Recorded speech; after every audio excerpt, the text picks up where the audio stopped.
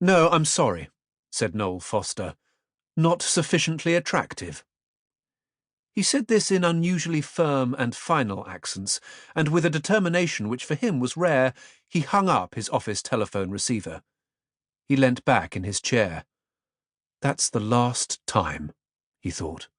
Never again, except possibly in regard to the heiresses he now intended to pursue, would he finish long and dreary conversations with the words, "not sufficiently attractive." Now that he was leaving the office for good, he felt himself in no particular hurry to be off. Unlike other Friday evenings, he made no dash for the street.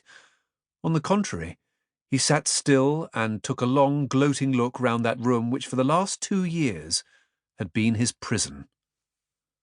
With the heavenly knowledge that he would never see them again, he was able to gaze in perfect detachment at the stained-glass windows, a cheerful amber shade, full of bubbles too, just like champagne, and the old oak furnishing, which made such a perfectly delightful setting for the charms of Miss Clumps, the pretty typist, Miss Brisket, the plain typist, and Mr. Farmer, the head clerk.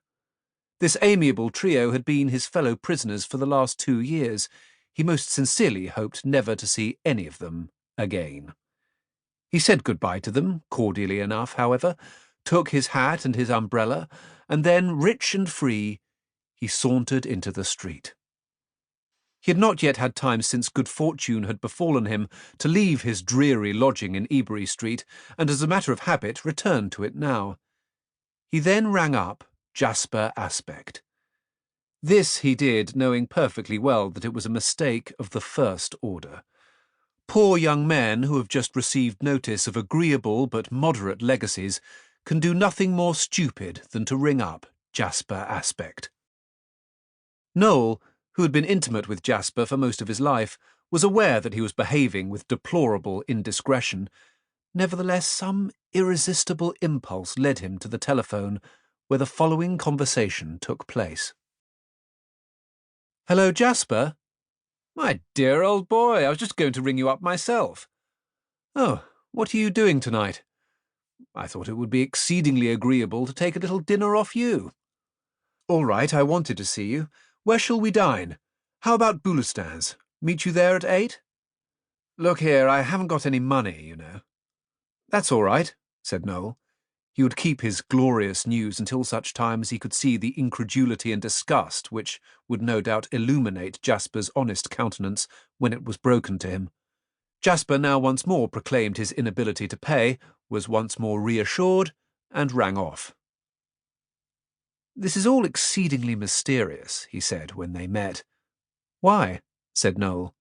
"Well, my dear old boy, it isn't every day of the week one can get a free meal off you, let alone an expensive one like this is going to be. Why did you choose me for the jolly treat? I find it very puzzling indeed." "Oh, I wanted to see you.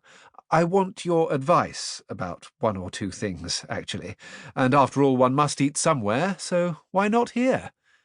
And fishing for his handkerchief, he produced, as though by accident, and replaced with nonchalance, a roll of £10 notes. Jasper's expression did not change, however, as Noel had hopefully anticipated that it would. He merely ordered another champagne cocktail. When it came, he said, "Well, here's to the scrubs, old boy. Hope you'll find it comfy there. You can come and find me sometimes in between terms. I'm never at all upstage about my jailbird friends." "I don't know what you mean," said Noel, coldly. "Don't you? Well, it's fairly obvious that you've got the skates on, isn't it? And I suppose you want me to help you get away with the dough. Now, I suggest that we should go 50-50 on it and do a bunk together. That suit you?" "No."